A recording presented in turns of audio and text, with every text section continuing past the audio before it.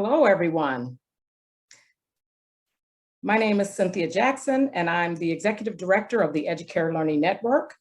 And we welcome you to the final day of our policy exchange. And please take a moment to write something in the chat for us, your name, where you're coming from, anything else you want to have this last question. There's a question up there also. When you think about your children or children in your care community, what is your hope, dream, or goal that you have for them? So in just a few minutes, we will introduce our panelists and our listeners for today's session.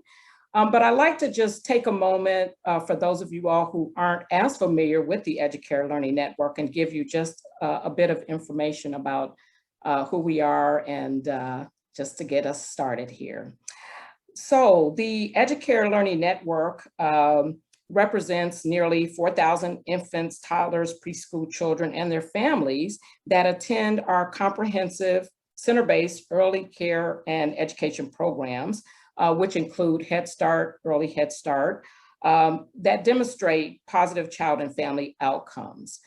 Nearly 90% of our children that attend the Educare schools are children of color, Black, Latinx, and other, and 1 in 3 are dual language learners.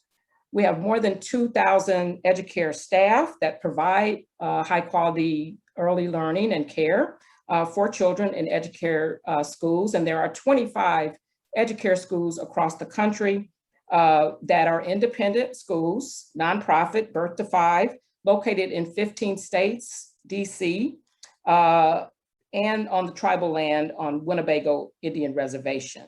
Over half of our teachers and families and staff also identify as Black, Hispanic or Latinx, Asian, and or Indigenous. Together, we are a voluntary network, which makes up the Educare Learning Network. And as most of you all know, if you've been able to participate this week, we've released the first ever Educare Learning Network policy agenda, the Educare 5. And that will be shared in the chat for you all. We've been sharing it all week. And this is really kind of a momentous occasion for us as we have our first policy agenda. And it really is a movement that will be starting to push on policy for early childhood. I'd also like to just say that, you know, it's not just a flat document. It is going to be our action-oriented agenda that will move forward. And it really is a shift that we'll be making to really be proactive in our policy and advocacy efforts across the network. And so today's conversation really is to really listen to the expertise of our families, our teachers, and our school leaders who have helped craft the Educare 5 policy agenda. There's a few housekeeping agenda items I have for us today. Again, you might want to put your Zoom chat in a gallery view, and that'll give you the optimal experience of seeing both the slides as well as the panelists and the presenters and the listeners. Please, throughout this, use the chat box to share your questions and ideas, and we'll be trying to, keep up with those and engage you and ask you to also, be a part of this conversation through question and answers and the chat. At the end of today's session, we will be having a poll to get your feedback on today's session. And I want to just thank you in advance for completing that at the end of our time together today. And with that, I just want to hand it over to my co-facilitator, Kristen Bernhardt. So Kristen. Thank you so much, Cynthia. As Cynthia said, my name is Kristen Bernhardt, and I'm the Senior Vice President for Policy and Advocacy at Start Early. And I have been looking forward to this session all week. I am so excited it is Juneteenth and that we are all here today to honor the incredible contributions of our parents, teachers, and school leaders. Start Early has been honored to serve as the backbone organization for the Educare Learning Network. And this long-standing partnership with the network continues to inform our overall organizational perspective and knowledge base. And in no area is that more true than in our policy and advocacy work, where the perspectives of the leaders, parents, teachers across the network give us that perspective closest to those on the ground, most informed and impacted by our early learning systems. I think as we all know in this happy moment, we still see those challenges that were created by COVID-19, the ongoing impacts of the pandemic that are still exposing the strengths and the shortcomings of the system that's been designed to support the development of young children and families in our country. In this moment, we also know we're continuing to grapple with historic and ongoing systemic racism, and that, though, is contributing to a renewed and more urgent call to action around issues of racial equity across all of our public systems. As we move through this transition, hopefully from crisis into new opportunity, we all hope that we consider the lessons that we've learned through these challenges, this resilience, and this reminder of the persistent inequities to determine how we will collectively ensure a stronger, brighter future for all children and those who care for them. And what a brighter future seems to be on the horizon. What a moment of opportunity with new, unprecedented federal investments that recognize early learning as potentially a public good. There's never been a more important moment to think about how we prioritize the voices of those who are most directly impacted by early childhood systems, those families, the practitioners, the teachers, and those who support them. And we're excited that today's listening session really is about hearing from all of those critical voices. And we hope it represents that step towards how we hope we build a more responsive and equitable system. We hope that our leaders who are joining us today, we'll hear from Melissa in a moment, but the others will be shared with, the session will be shared with via recording.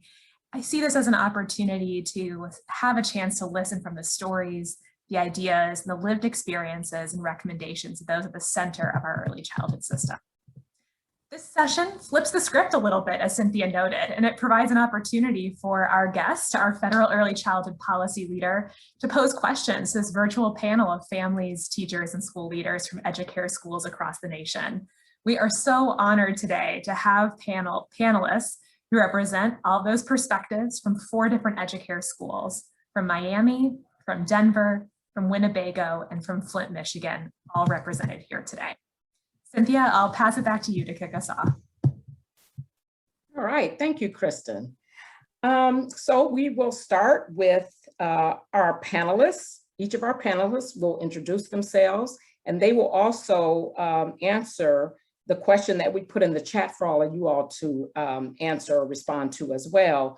What's your hope, dream, or goal that you have for your own children or for the children in your school and community? So I'm going to start with Educare Denver. So you can unmute yourself, introduce yourself, and respond to the question. Hi, everyone. I'm Luke Colber, and I'm a teacher at Educare Denver at Clayton Early Learning. My hope or goal or dream is just that the families and the children that I work with, I want them to feel like supported and valued as individuals within this community that we work with. And I want them to feel a sense of security and safety and knowing that, you know, us at Educare, we have your back. You know, we're here to work with you. We're here to help you have a better life. And that's why I'm grateful that I get to be a part of this Educare Learning Network to help those children and families. So thank you. Thank you so much, Luke. And now we will turn to our partners from Winnebago, and we have a few. So I will start with Iva. Good morning, everybody. My name is Iva Masquat. I am a parent of the Winnebago Educare program. I also sit on the policy council for the Winnebago Educare program. And the question, my hope and dream for our children and my own children is that they be the healthiest versions of themselves and they are able to obtain the highest levels of education as Indigenous leaders to take care of our community later in life. Great, thank you so much. Is it Kara? It's Kara. Kara, there we go. Hi, I'm Kara Wolfe.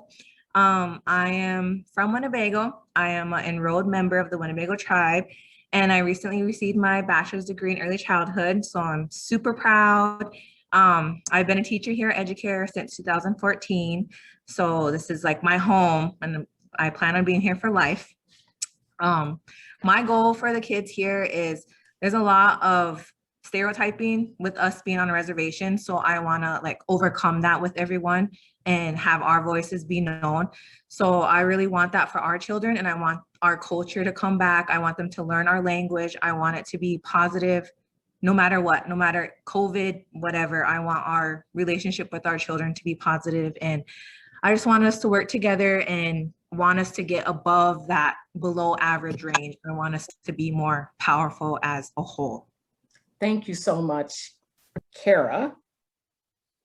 And congratulations on your recent bachelor's degree. We all will clap you like that. Thank you. Fantastic.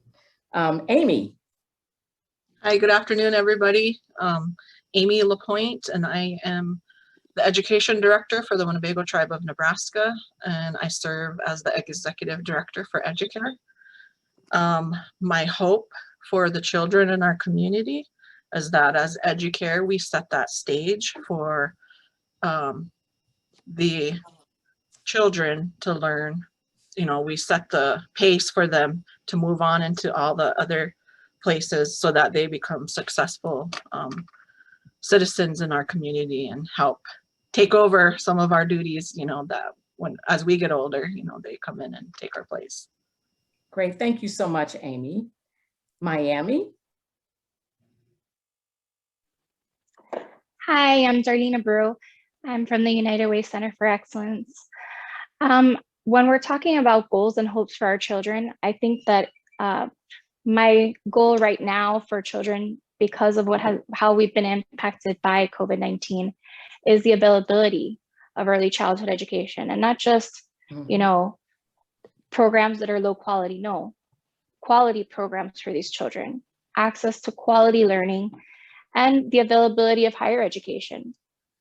Set a good groundwork so that these children can go ahead and have access to higher education and thrive and want to have, you know, college degrees and move on forward.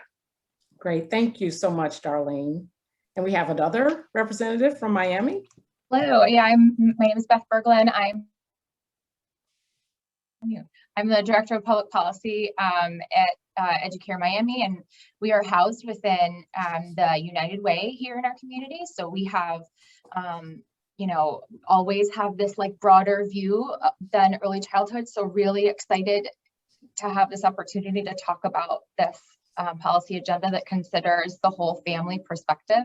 And really for me, it's like, you know, healthy, safe, supported community with the resources to meet every child's individual needs. You know, what is your statement? But really it's that there isn't a moment when they're 15, 18 years old that they realize, wow, I really didn't have what I should have had growing up, right? That they know as they are growing up that they were safe and supported and, you know, given all of the resources and opportunities that they needed to thrive.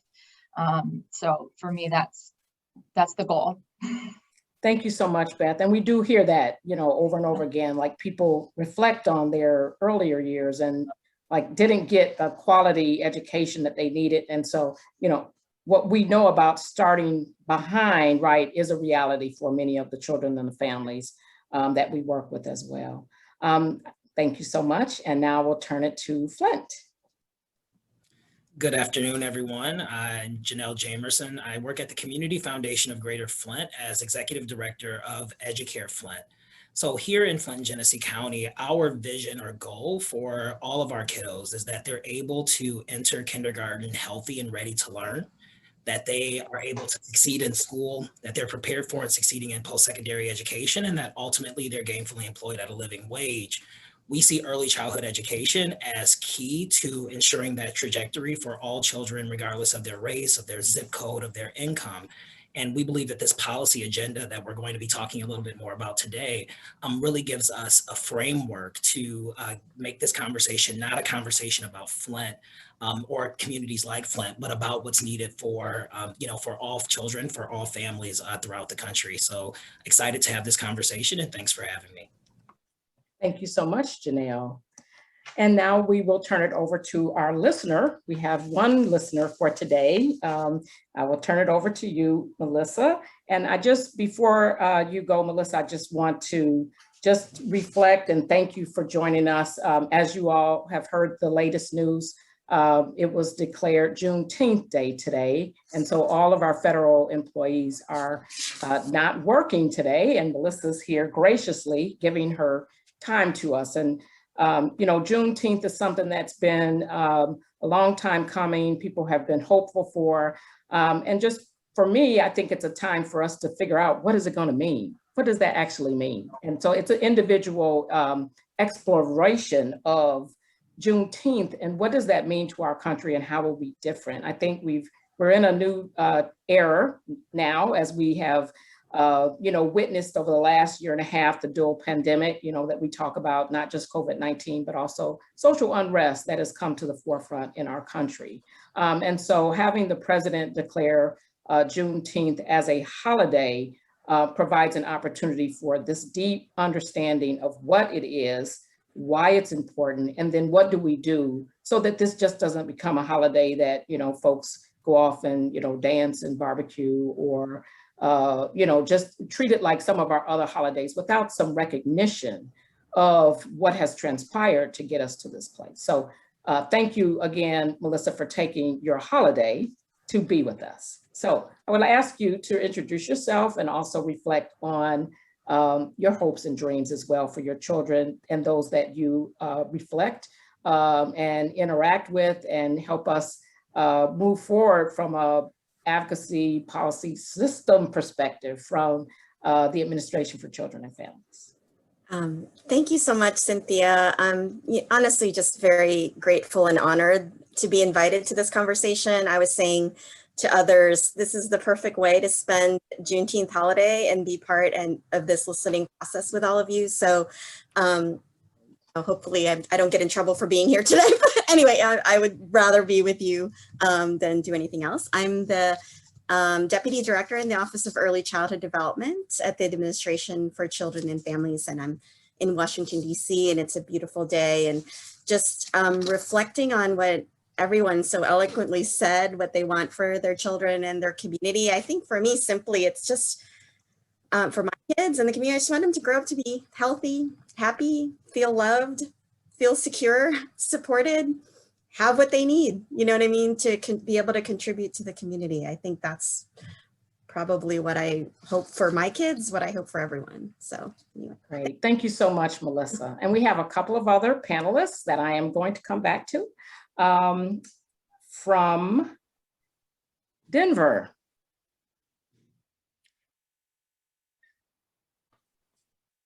Hello. Hi, my name is Ray Ivory, and if you missed it, I am the community liaison at the Educare Clayton Early Learning. I apologize. And so my hope for the community and my children is just to receive that well-rounded quality care in education, in the tools that they need, in the support that they need, mostly from their family. So if there's a time when they're not at school, they're still getting the support that they need at home. And so they can continue to succeed, continue to get the things that they need to be happy, to be confident, to be a leader, and to model that, especially if they have younger brothers and sisters. So that's my spiel on it. Thank you. Great, thank you, Ray. Hi, and one more. Hi, my name is Christina Walker. I'm the Director of Policy and Advocacy at Clayton Early Learning Educare Denver. My hope for the children in our communities has been said by everyone else on this panel, that everyone has the opportunity to do what they want, and that we break down the obstacles that we currently have in our system so that they're able to do what they want to do, to be able to enter school ready to learn, to be able to be healthy and be happy. Great. Thank you so much, Christina. And thank you, Ray, for being after the listener here today. So we're going to be flexible with everything. And we want to move, now that we've talked about your hopes and your dreams, let's have another question about what are your biggest worries or concerns for your family? Kind of what are the, what keeps you up at night? And so we can start with whoever wants to go first and make sure that everyone has a voice in this. So we'll start with parents first. We can go in the same order if you guys like, and that would be comfortable for me as well, but whoever feels comfortable.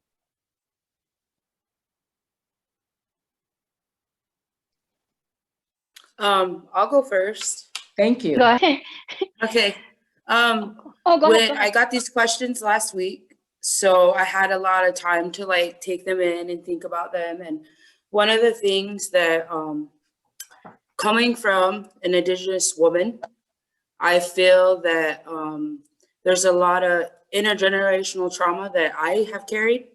And so I don't want to give that to my kids. So that's some of the things that keep me up at night. Being a single parent for so long and then not being a single parent, learning dysfunctional traits growing up, I guess you could say. Those are something else that I had to learn,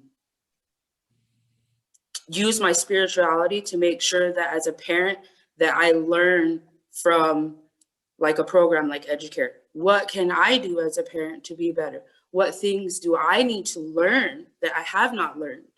So the things that keep me up at night is making sure that I am a healthy parent, to be a healthy mom to my children. If I'm gonna make the right decisions for not just my own life, but theirs. Where I come from, I grew up in a single parent home, domestic violence, dysfunction, substance abuse. And then I think about 12 years old, I was in foster care till I was about 16. Well, that's not uncommon on the reservation. That's not an uncommon story, but I tried to use the programs within our reservation, within our community, like Educare, to better myself as a parent, learn to be better and not be dysfunctional, or make sure that they have a routine, or just things that to collaborate off of Denver. Luke, what you said about you wanted them to feel safe, and the Educare, that's one thing that I've always felt about the Educare program in Winnebago. I had children that went through the Head Start program before it was a joint program. I was blessed to actually have Wolfe as one of my children's teachers. So you're talking about a program that has helped me better myself as a parent and learn that Educare is not just a school. It's not just any program. It's a family foundation where I can come in and, talk to my children's teacher and be like, this is their school mom. That's what I call them, school moms. Teachers aren't teachers to me. They're parents. They're your parents. So I'll stop right there. I know we're on a time limit, but those are just some things as a parent and Indigenous woman that I carry and that keep me up at night. Great. Thank you so much, Iva. That, I love that. They're school moms, and it's so nice to have you and Kara both on here together. I think that's just fantastic. How about Ray or Darlene, I think? I can go. One of my concerns are that they'll be culturally misunderstood along their journey of education by teachers and by peers, and ultimately affecting their voice to speak up and say that something is the matter, or ultimately accepting that that may be the reality of their journey with education, and that's going to be how it is from that point to when they finish. There's nothing more important to me than them being able to find their voice as they maneuver through these racial discrimination issues that are kind of silent and hard to see. And so I'm just afraid that they'll internalize it and just accept it and not have that confidence to speak up and tell me or tell somebody nearby. So I'll leave it there. Thank you, Ray. Hi. So Hi. I guess when I'm thinking about concerns that I have for my children or for children in the community right now, in Miami, the number of violent crimes against children has increased significantly. And I think that is what keeps me up at night.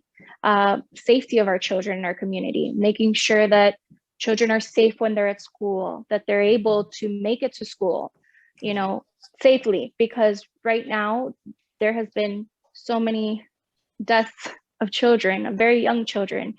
And if they don't make it to school, they're never going to get that education. You know, without keeping them safe, we have nothing. That is the foundation of everything. Great. Thank you so much.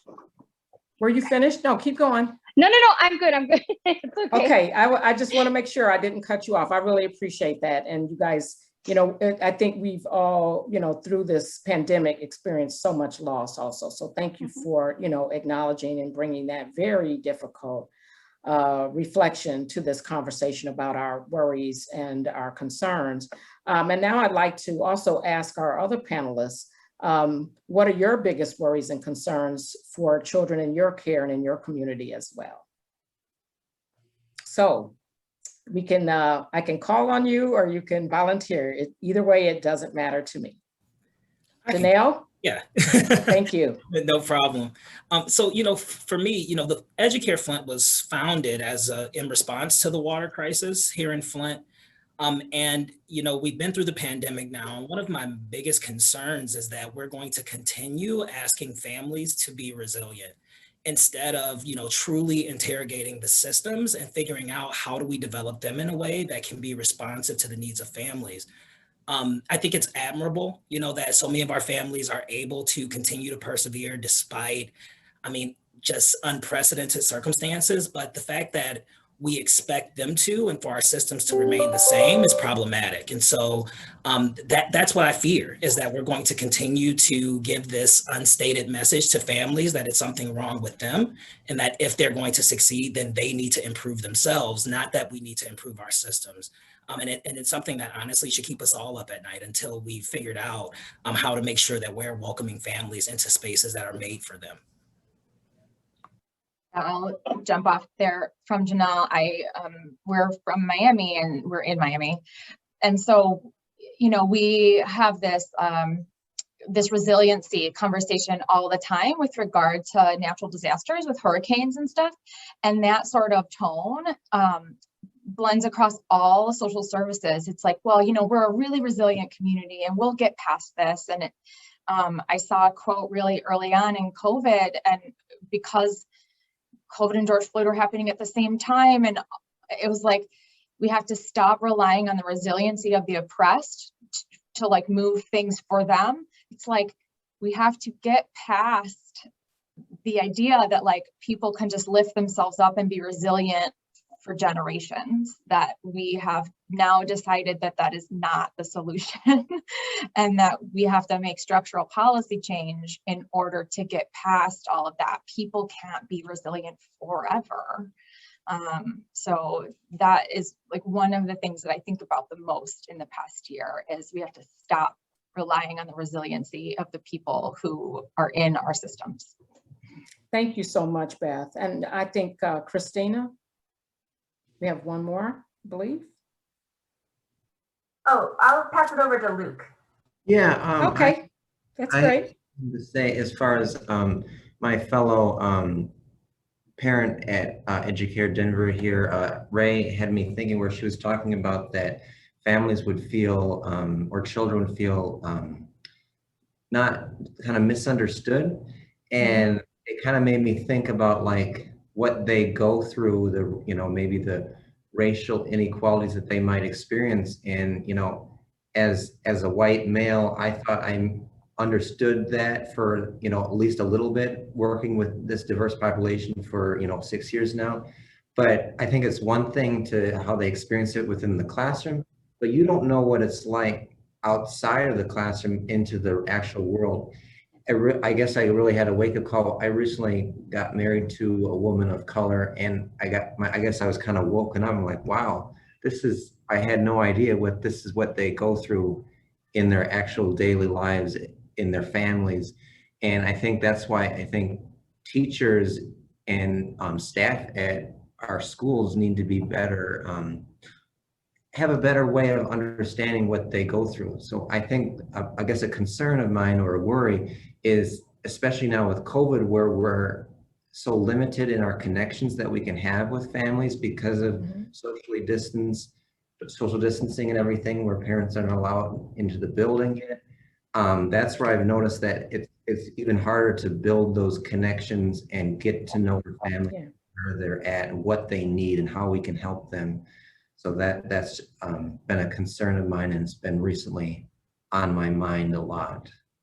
Thank you so much, Luke, for that reflection and sharing a little bit of your personal self with us as well. And I think that's a great lesson that you're illuminating for all of us, what we really have to do to get to know one another, right? Yeah. What's our stories? What is our lived experience? And then how do we join together? You know, and again, that's part of our, you know, Educare 5 policy agenda, right? Like, is really digging into this and having a proactive agenda. Christina, did you want to go? Yeah, thank you. I just wanted to make sure I saw Luke unmute, so. Thank you. Yes. Help me watch this thing, because we got a lot of moving pieces here, so thank you. Thank you. I think one of my concerns that keeps me up at night, and again, this is probably because of my own personal experience, is the fact that many folks in my generation and younger are not sure if they should have children, because we do not make it okay for people to have children. We do not make it okay. Like, one thing I've been saying is the moms are not okay after this past year and a half. They've left the workforce. They have not returned the same way that males have returned to the workforce. And for those who were able to maintain, you know, their jobs, they've been doing a lot. And how can we expect our children to be okay if their parents are not okay?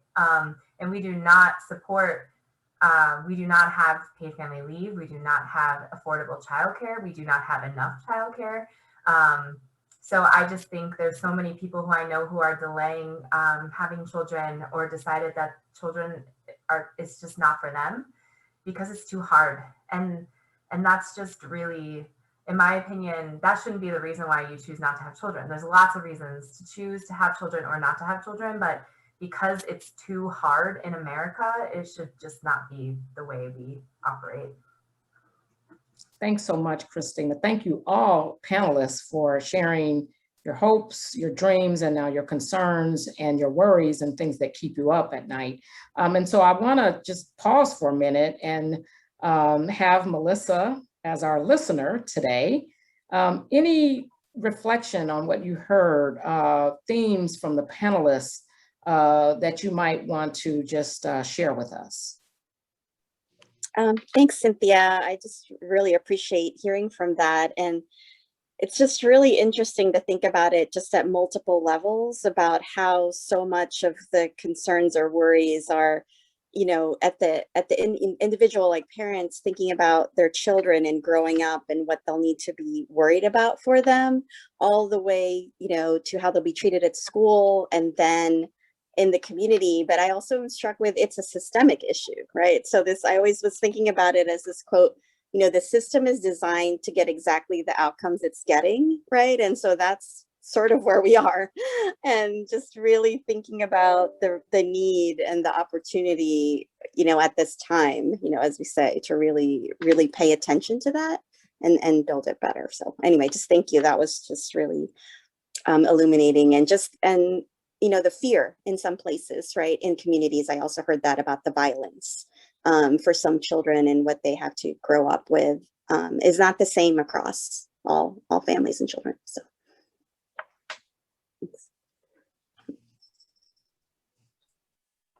All right, I'm going to turn it over to Kristen, I do believe.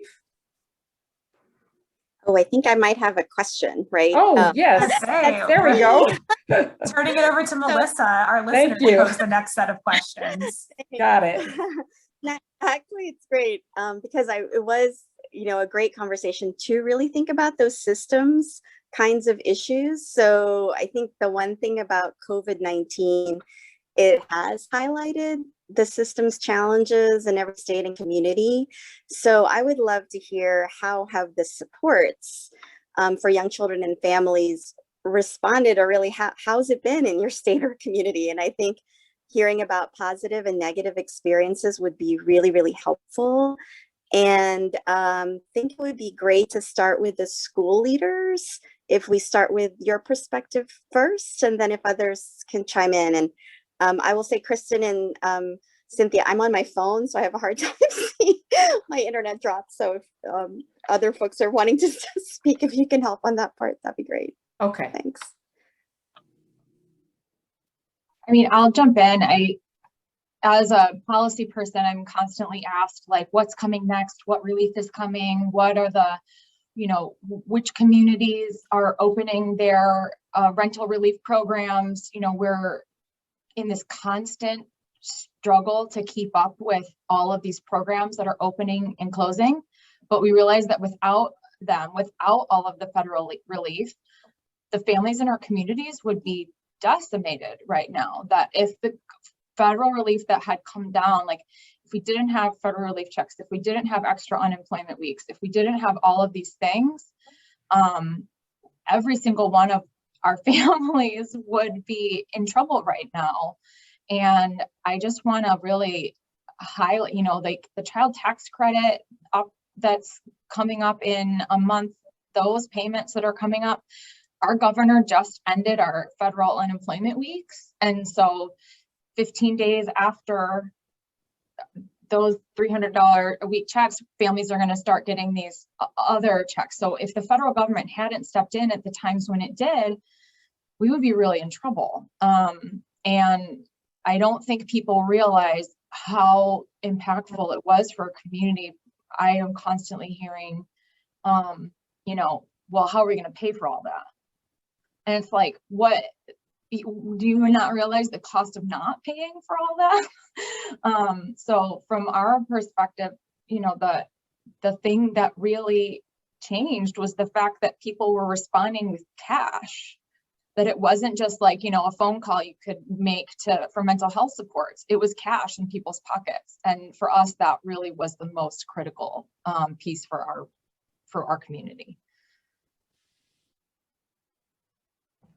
Yeah, I'll also say that the pandemic really made concrete, the connection between family engagement and the overall education model. I think that people really struggled from outside of the space to see how important family engagement is to early childhood education.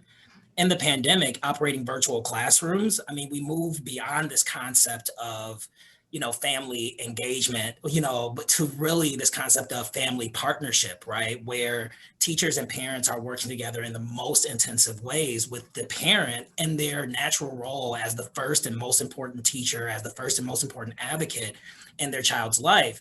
But, in many situations, right, like teachers can make a choice to work around parents, those that they may feel are difficult or hard to engage. In the pandemic, they had to find ways to connect with those parents to make that way through to children. And while we've bought into that, right, in Flint and at Educare Flint, selling that to, throughout the county, selling that throughout the state, we saw was a much more difficult value proposition, before the pandemic than it is now, because people understand the critical role that parents will always play as teachers, right? Not just solely as people who are informed about their child's education or people who, are going to come to a family engagement night, but literally the individual who is ultimately responsible for helping that child move along.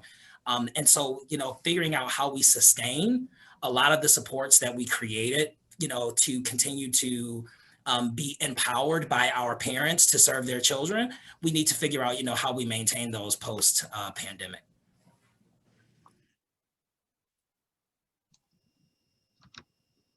So I think for Educare Winnebago, we are the only childcare provider center in our community for all. We have many people that come into our community to work. We have a hospital, we have, economic development corporation. So we have a lot of people coming in. So what I saw was that we, started working together.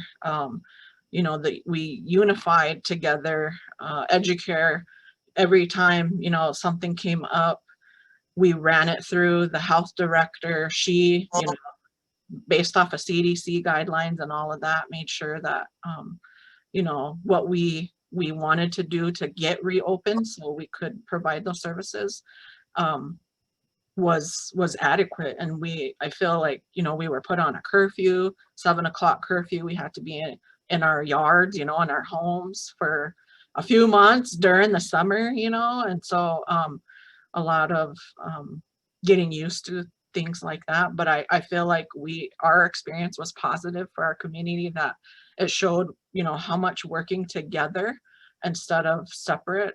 There was an education subcommittee developed, so all the education entities, including Educare, were on there. We knew what everyone was doing. We tried to be transparent, you know, with what we were doing, so families knew when, you know, no matter what, if they had kids here or they had kids at the school, we were kind of doing the same thing, following the same schedule. So it didn't confuse them, I guess. So I was very impressed by that. And we even said in our education subcommittee, like, we need to keep doing this even after pandemic, because it's so helpful to everyone, you know, just being on the same page. And I'll just add that I think the childcare relief funding specifically was so helpful. We were so worried that our childcare providers were going to lose their businesses and that our educators were all going to be laid off. And then where would we be in terms of people, especially essential workers, needing childcare? But our most recent data coming out of Colorado actually shows that only 7% of childcare providers ended up closing. So I think that just shows how important the sustainability grants and the funding that was continuing to flow help support our educators, help support our providers, and therefore help support their families, their children, as well as our families and our communities by continuing to keep our doors open. I would like to put like a teacher perspective on that as well. Like it was positive in a way that as a parent myself, I had homework for my boys and then I had my little 2-year-old. So at home, I don't have all my school supplies like I do my classroom. So I got to put it as, what I can use at home is what the parents are going to use at home, and think of the simple things that they can do at home that I can create with my kids, so then they can create it. And it's not going to be a hassle, and they don't have to worry about supplies and worry about, well, we don't have all of that, we can't do that. And I'm like, but you can go in your kitchen, get these things, get some of these, go outside, have your parents interact. Like, we want that interaction all year long. And now they have the opportunity. So it was, for a teacher, it was, how can I make this fun and educational without burdening the parents? Because as a parent, I was stressed, I was worried, I was just all over the place, worried about my children. But at the same time, I was worried about my children from school, and I was worried about, I give them the love and attention at school. Like Iva said, like our school moms, like I feel like I'm a school mom. I tell my babies every day I love them, I hug them, you know, no matter what. So me not being to see them every day, I feel like I was losing that connection, and I was worried for them. Like, what if they don't get that connection at home? What if they're not getting these interactions? And I was more focused on, how can I get parents at home to do this with their kid at home and not worry about, well, I'm not a teacher, I can't do that, my kids aren't going to learn. But I was like, but we need to be more fun. And like Amy said, our whole community got together. We had food drives. Family support was always asking us if we need help, if we need assistance. We all stayed connected. And it was a scary time, but everyone was at home with their families more than we've ever been, like ever. So like, it really was this negative thing that turned into a beyond positive outcome for our whole entire community. Great. Thanks so much. I mean, I think clearly there was a lot of really positive experiences and people coming together. I'm just curious, though, if others want to add, if there are particular, you know, groups of families who have been or has been disproportionately impacted by some of the challenges. I'm actually wondering also for families that weren't able to get connected to services, or would love to hear what people have experienced.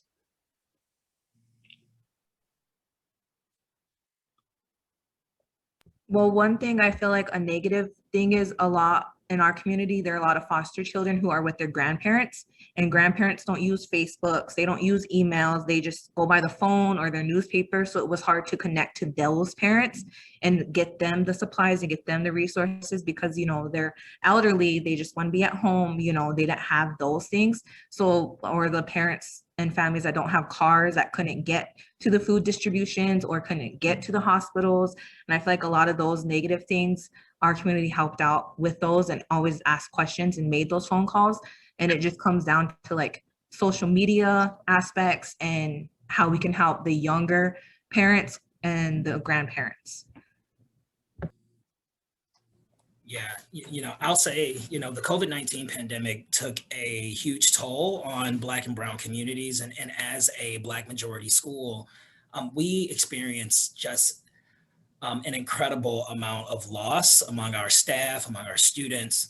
And that's something we have to figure out, even as we're, you know, now moving toward full enrollment, is just how do we honor and acknowledge that loss? How do we help our kiddos, right, process those things, that their families look different now, you know, that even the school, the people who are here, some people may not be here any longer.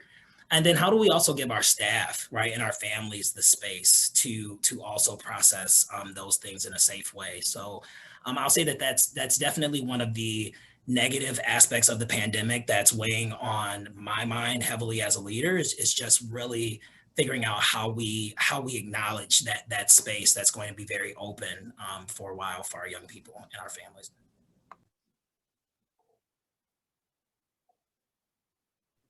I think for me, it made me think that based off of like what Kara was saying as a teacher's perspective, you know, we always think of as teachers, we want to treat each child differently, or because they learn differently, you know, we want to accommodate to their needs.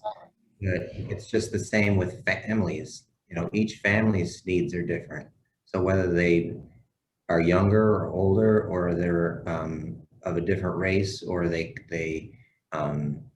you know, they just all have different needs. And I think we need to be not only aware of how the child learns, but how does the parent, what is their communication style? How do they like to get their resources? So it's just important to really get to know the families.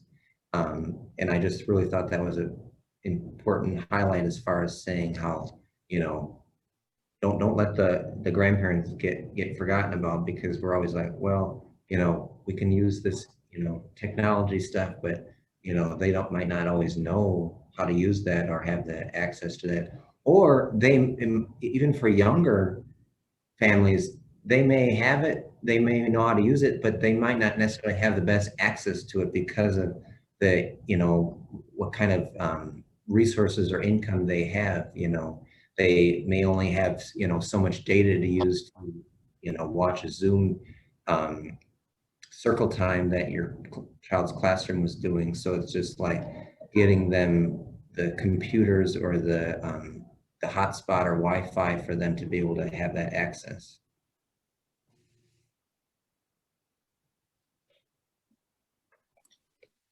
Can I go bounce off of what everybody said? First of all, I wanted to stress that COVID-19 for the Winnebago Educare program, they went above and beyond. And I'm sure that all of you leaders did that, because as a mom, I had my job for 7 years. I worked for our public school system for 7 years.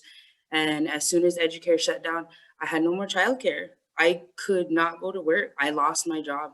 I lost my health care. I lost my life insurance. That took my family down to one income. That's not just me though. That's a lot of families on indigenous country. In our indigenous nations, our nations are below poverty. Like some of our parents, they don't even have access to a phone or internet. So some of our families, like bouncing off what Kara said and what Janelle said, our indigenous people, our brown people, our Hispanic, and our African American people, like that hit us hard. COVID hit our children hard. Coming back to what Denver is saying, you know, not all families are the same. They all don't have access to the same things. Their dynamics aren't the same. We have grandparents that take care of, you know, their great grandchildren. I mean, that's not heard of in all cities across the nation. So there's negative impacts, but everything like you're talking about, the systematically injustice from the top, it has showed light to all programs, especially our, you know, our Educare programs are having the quality education for each individual family and each student. It was hard to reach, but they did it. They did it and they made it happen. They used every program that they could. They made sure every kid that was in their program was fed some sort of way, whether it was the school's lunch or Educare made breakfast for the kids for one day. Like it was amazing. I mean, you're talking about a gallon of milk that I was worried. I mean, I went to sleep crying, like, what am I gonna do? And then Educare sends a text, boom, come get some gallons of milk. That's beyond, you know? So, I mean, there was negative and positive, but I just wanted to shed my light on that. And I wanted to jump off of what she was saying. At least Educare Miami-Dade, had it not been for them during the pandemic, you know, we're still in it, but and we're still struggling. But had it not been for the opportunities with the food drives, I don't know what I would have done. Being a frontline worker, I've had COVID twice. I have not been working for already. There's no income coming into my home, nothing. So that means, what do you do from 1 month to another? How do you ensure that you're going to have a roof over your kid's head or lights on or water? You don't know. Had it not been for, you know, our school, we wouldn't have anything. You don't know how you're going to feed your kids. You don't know how you're going to keep them safe.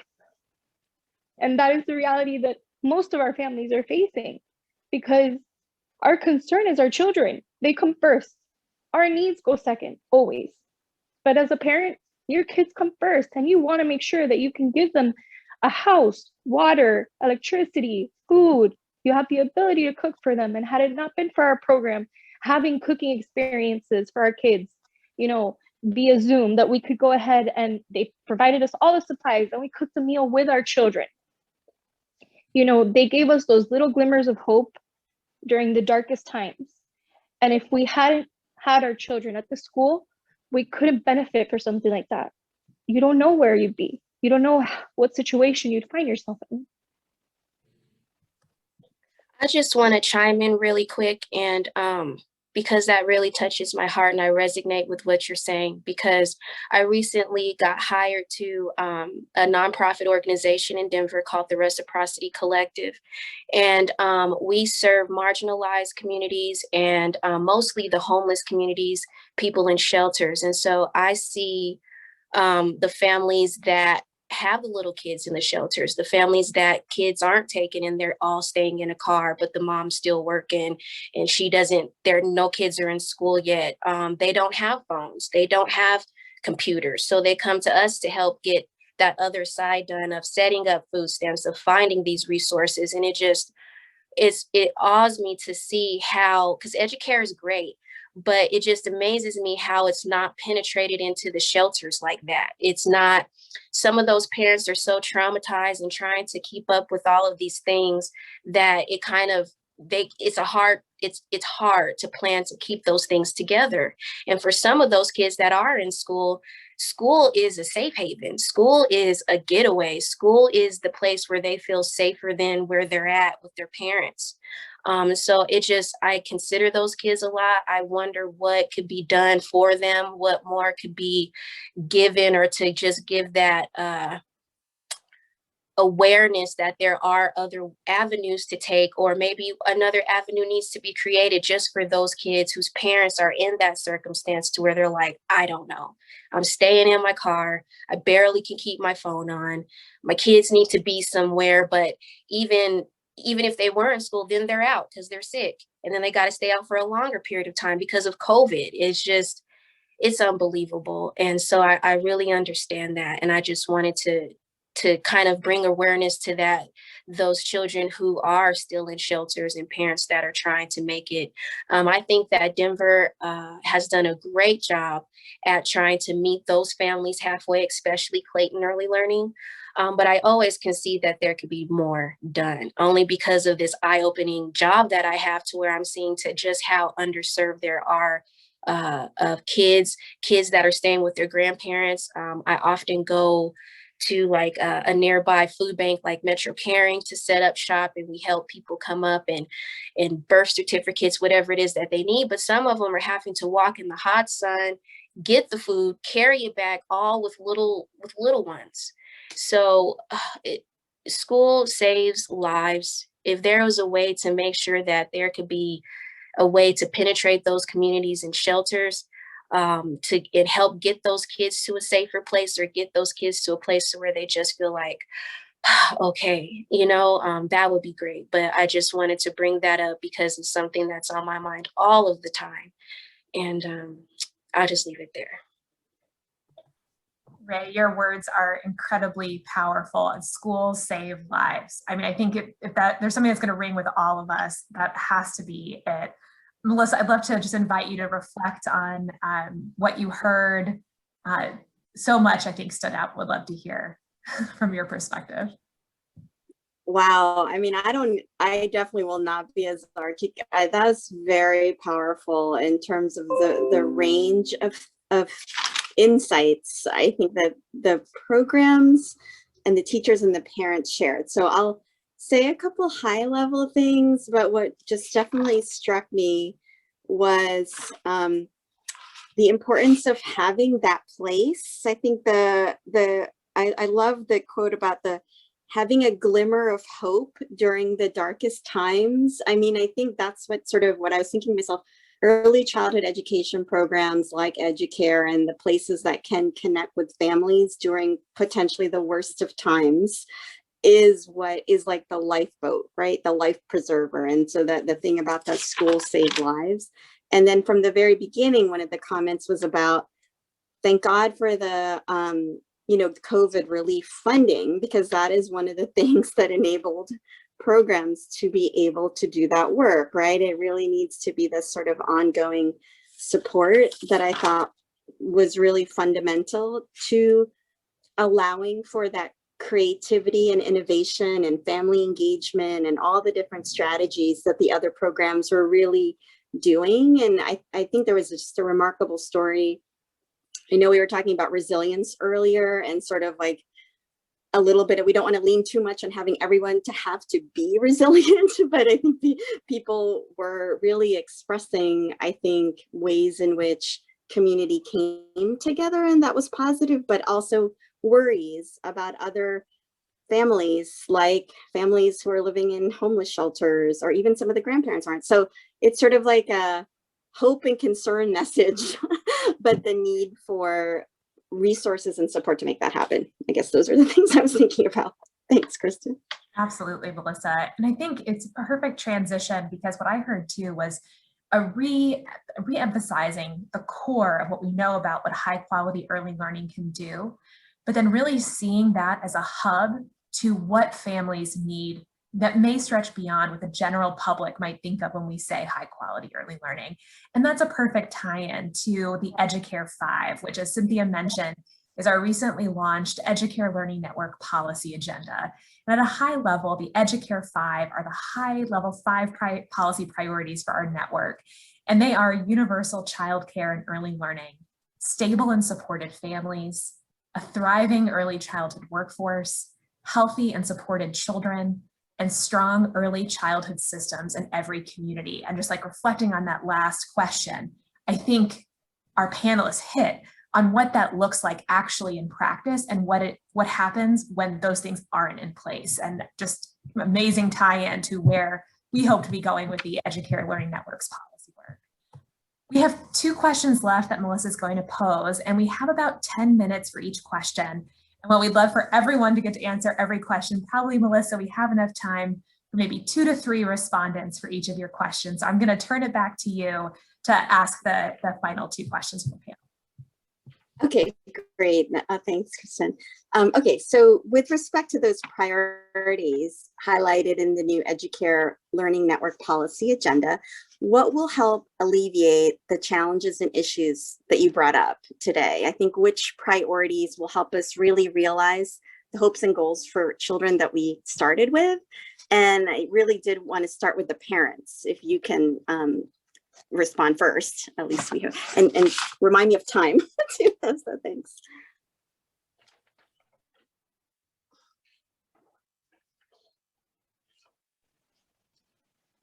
I can go ahead and start. I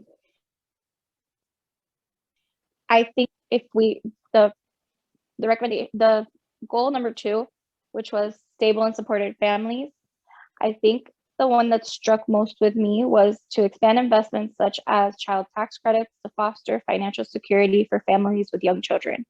A lot of family childcare homes have had to close because they don't have, you know, the financial ability to stay open during this time right now. And if they're not open, then parents don't have the ability to drop their kids off and go to work. So, I mean, I think that investing money into childcare, it's the foundation for us to be able to go to work. Without it, we can't.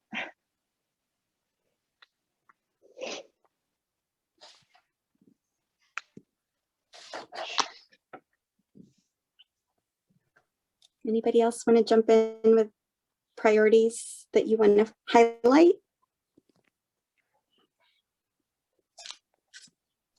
I'll go. So for me, when I read the question, I thought of quality workforce, the early childhood workforce. And I know this is a struggle throughout the country, but you know, wages, the salaries for our staff, we did a self-assessment, and that was a big piece, you know, that salaries, I feel, you know, we probably pay our teachers pretty well in our area, but it's still very low to what they do for our kids, you know, on a daily basis. So increasing wages or increasing funding for wages, and then, you know, making childcare affordable. Our families are fortunate that, you know, there's very little that they have to pay when they attend Educare, but we will be having a childcare center opening in our community in the next few years, and that's not going to be a Head Start or early Head Start. It's going to be childcare. So, you know, how much is it going to charge? How much are they going to charge our parents for their kid to go there? So making childcare still affordable, even though we, you know, we need more money to pay our teachers more money.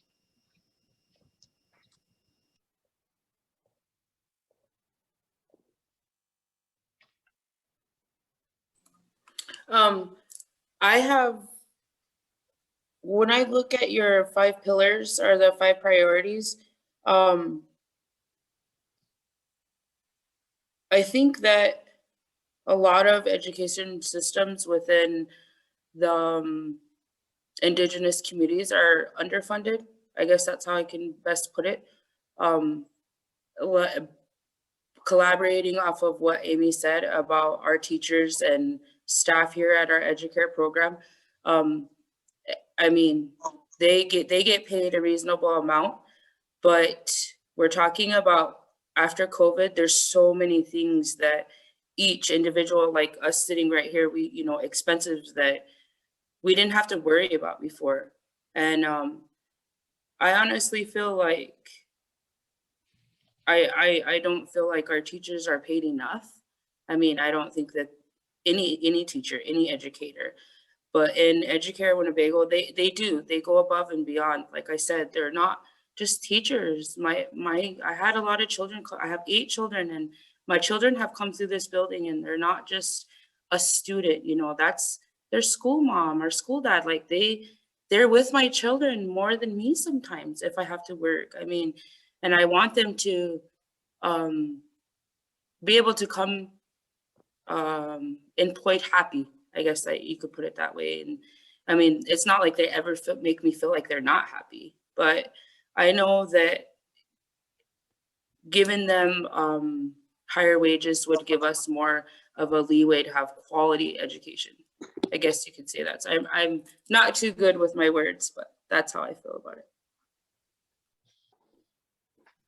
Just quickly on that, I just feel like, you know, in order for the teachers to, you know, feel supported, or I guess what I'm trying to say is there just needs to be consistency within teachers. Like, I think we want families to feel like they can get to know the teacher and not have to worry about that they're gonna go leave the school or leave the field altogether, because I think we've talked a lot about pay, but what other factors can there be? Because I've just noticed that I think a big frustration maybe with families is that once they get to know a teacher for a little bit, then the teacher either leaves the school altogether or they go to a different position that pays more. So I think a lot of times we'll see that teachers will, you know, stay at an at Educare for a long time, but then they'll go into other positions, which is wonderful. I think that's great. But how can we get teachers to stay in their positions for a long time, so that way that not only will they be with that child for a while, but then if the family has a sibling, then they'll have that, or you know, that family has a friend of a friend that says, you should look at this great teacher that is at Educare. They've been there for like, say, 15, 20 years. They really know what they're doing. They really are doing a great job. So I've noticed that a lot, that teachers will just come and go. I want my goal, my vision is to see Educare schools for teachers to be sustainable, to be consistent for, you know, I mean, it doesn't necessarily be their whole career, but for a good amount of time. I think that's a beautiful vision, Luke, of teachers at Educare for more than 20 years. I think that's something we all want to work towards, and for all children in our country to have a teacher who loves their job and is so supportive. They've been there for 20 years. Melissa, I'd love to invite you to just share anything that stood out to you or what you heard from that question. Yeah, I mean, I think, you know, just building on the last couple of comments, is just the importance and fundamental relationship and support for teachers in schools, and making sure that we're paying them enough. That is definitely a piece that I think we all can agree is really, really necessary. And yeah, I think I'm looking back at the things I was trying to highlight, but it's a fundamental ingredient, right? The secret ingredient of the early care and education programs are really the teachers, probably. So I would say that's my big takeaway. Absolutely. And I think we've managed our time well enough that for your final question, Melissa, I think we can hear from every panelist. We might have to go a little bit quickly because it's a big question, and I know people could probably spend 10 minutes each answering it. But Neil, I'll turn it over to you, and we'll make sure that every panelist gets a chance to say their closing words in response to your final question. This would be great. I'd love to hear everyone, actually. So the question is, as policy leaders, what can we do to make sure that all children and families thrive? So it's our big question.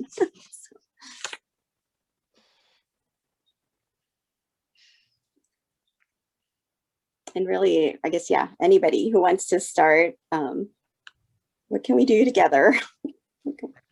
I'd like to see, I think where the most impact can happen is, I think this is great what we have going on here, but I think I like to see more, not just the policy leaders as far as like a director from a school. I'd like to see more of the people who are doing the work, like the teachers, and then especially the families who are, you know, receiving the care and are part of the program. So that, because for me, what's been really powerful today is hearing everybody's experiences, whether that be a teacher or a family, and how we all have something in common. And I think what somebody said as far as, you know, how can we, I feel like there needs to be, like, I know like Educare leaders meet together, but maybe us as just Educare teachers can get together to meet, whether that be over Zoom, to like, how can we better our schools? How can we do better for our children and families? So I just think collaboration is going to be the key to our success. I would like to add on to what Luke says, because right now I feel like there's maybe 5 of us teachers from Winnebago that are here and the rest are non-native. So for the non-native teachers that come here, we have so many that go and come and, you know, they fully don't understand our families. They don't understand what our kids are going through. They're just students that are coming in and they teach them, but not necessarily realizing what they're going through, like Iva's family and, you know, everything that we all have in our backgrounds, that they don't understand those backgrounds. So if I could have an opportunity to meet with our teachers and say, hey, you know, if you did this just a little bit more, if you just took a time and gave him a hug and understood that, you know, this weekend was really hard for them, and not be so judgmental, and just, you know, because we have our PLC groups and we have a culture group now, which I am absolutely for, and I love it. And I'm the vice president of the group, and I can't wait to bring our culture in, and we have culture activities planned every month. And I feel like when we have new teachers, like, just get to have a Zoom and be like, this is what we're about. This is how our community is. This is what we want for our kids. This is how we are, you know, inside and outside of Educare. And I feel like collaboration is the biggest thing, and to keep our teachers here, because if you don't get to know your staff, then they're like, well, I don't want to work here if I don't know everybody, or you're not so welcoming, I'm going to go find a different job. So I feel like, you know, collaboration is the biggest thing with leaders, with the teachers. And then if we have that as teachers, we can do that with our families. We can do that with our parents. And then we have a good thing going, then let's start that with our families. Let's start our Zoom meeting with all of our families together. And then every classroom can get to know each other and not just see them at drop off or pickup time. And then, you know, you don't know everybody unless you get to see everybody.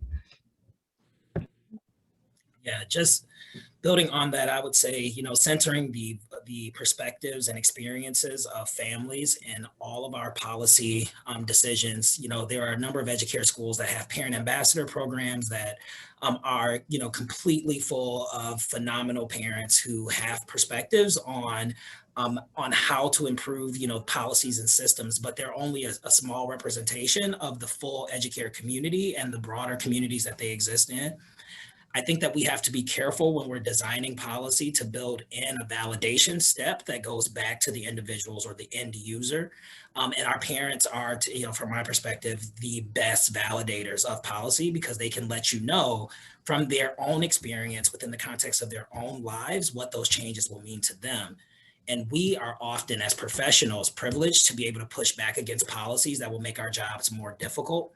But very seldom do we ensure that our parents' voices are amplified to say that if this change is made, this is what's going to happen with my family, and to unify those voices in a way that they have the same weight, you know, of an Educare Learning Network or, you know, or of another professional organization.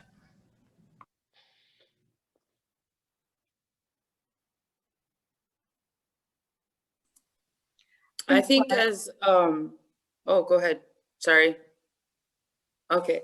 I think as an individual being on the policy council, I've learned a lot of things, and working alongside the administration of our Winnebago Educare program, it's so empowering to see how much love and passion these individuals have in our program, and how much love they put above and beyond for our children, you know, for our youth and our community.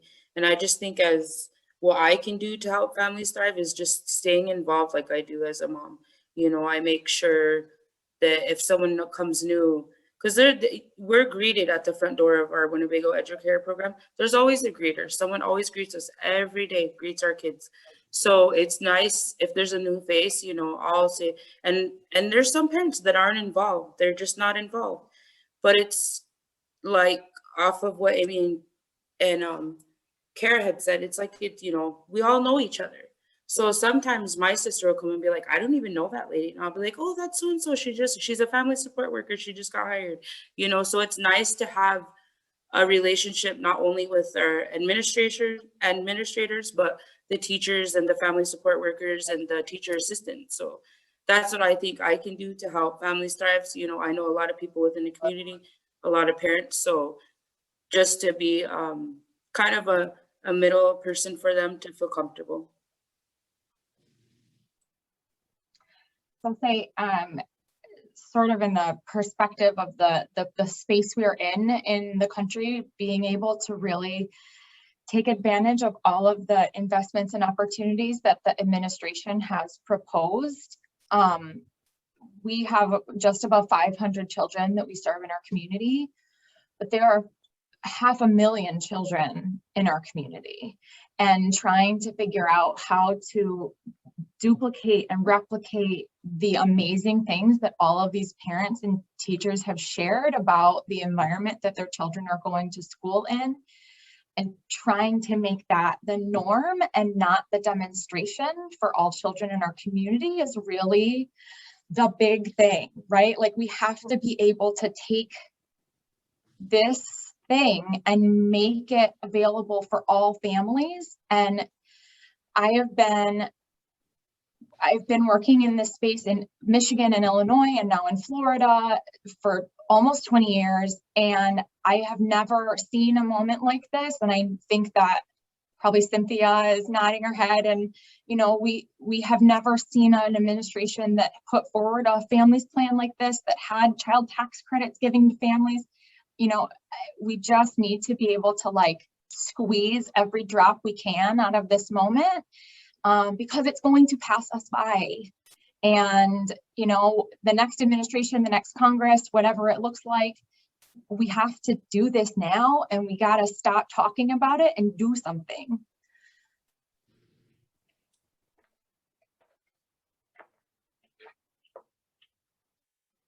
I'm gonna, oh, sorry, did you want to go? Okay. I'm gonna say to continue to be a positive, effective model of quality schools. Because before we got to Clayton, and as I was searching for schools for my girls, and I look into everything, and I looked all through the list of what we have, Colorado Shines, to find all the schools nearby, and they have ratings based on stars. And I visited a lot of schools, and I'd honestly have to say I considered, at least not considered, I looked at 50 schools. I wrote them all down, trying to narrow down the best school for my kids based on diversity and distance and stuff.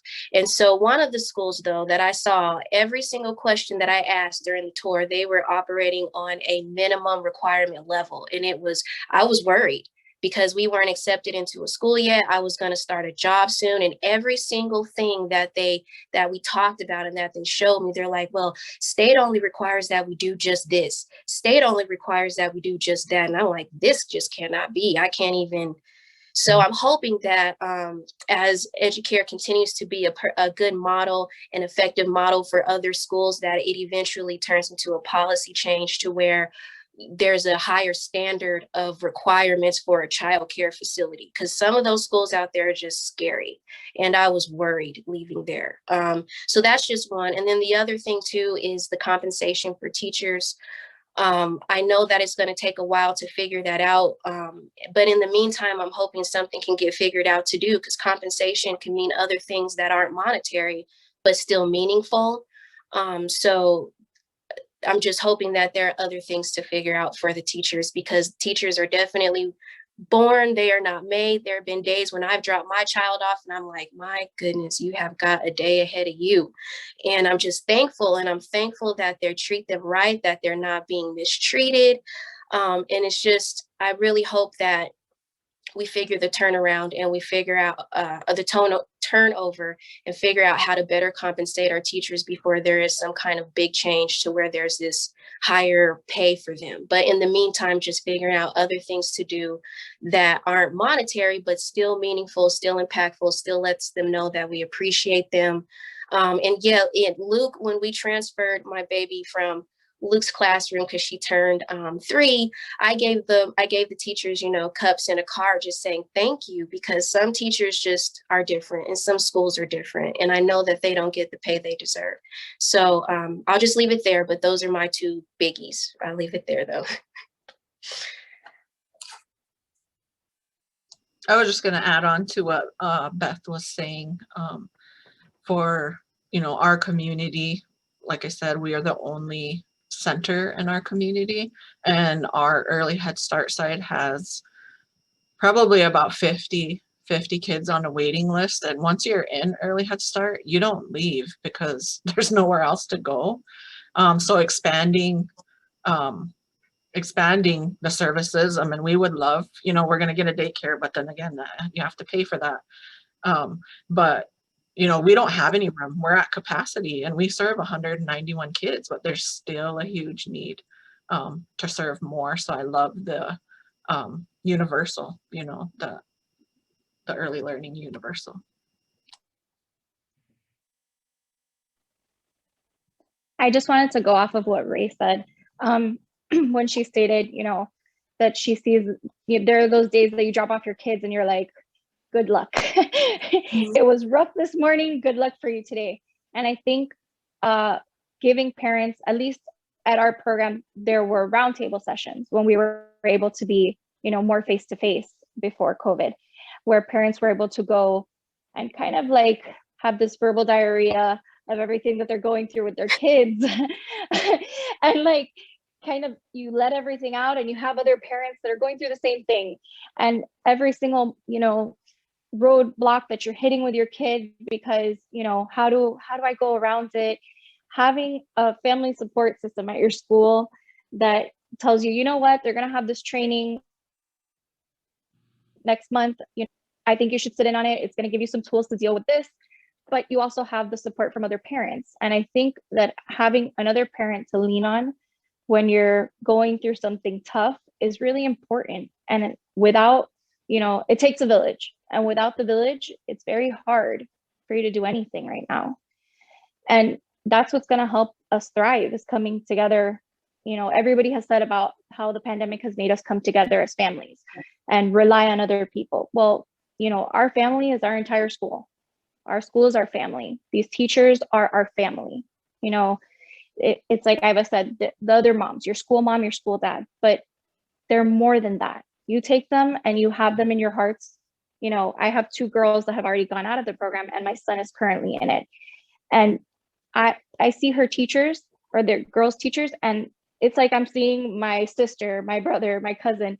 You know, they're family to me. Without them, I wouldn't have made it through so many different, you know, things that we've been through. So I think that continuing to foster an environment where families feel supported, that is what's going to make us thrive. Great, thanks. I think we have one more, right? Yes, I think what everyone said is amazing, and our field is so lucky to have such amazing advocates for our youngest children and our educators and our parents. But I think, you know, to what Beth was saying before, is this is a moment right now where we need action. If we're going to deconstruct our racist systems, if we are going to provide people with true access to thrive, to have opportunity, we have to put action behind our words. And, you know, I'm committed at Clayton to continuing our parent ambassador program. And we actually just started a staff ambassador program this past year that Luke's a part of. And I would just say that we are committed, and I hope every other Educare school remains committed to bringing the voices of those impacted into the policy sphere and providing with the information they need so that they can do that. Not just training and technical assistance, but also stipends for, you know, showing that we appreciate their experience, and that experience doesn't have to mean letters after your name. That means you were privileged enough to go to school and earn a degree, which is important, and we need all types of people. But I do think that the lived experience, as I think we all heard today, is more valuable at the end of the day, to really thinking through how our systems can be better for our children and our families. Thank you so much, Christina. On behalf of the whole team that's pulled you guys together to put this together, we thank you. Just each and every one of you all for sharing your experience with us today. It's been really inspiring, provocative, and incredibly important as we think about, shaping a more equitable future and equitable opportunities for our children and our families. Your strength and your resiliency that shine through today, unquestionable. Thank you for your continued efforts of service in our communities as well. And thank you for your relentless pursuit of equity and justice for all people. Here's what I heard.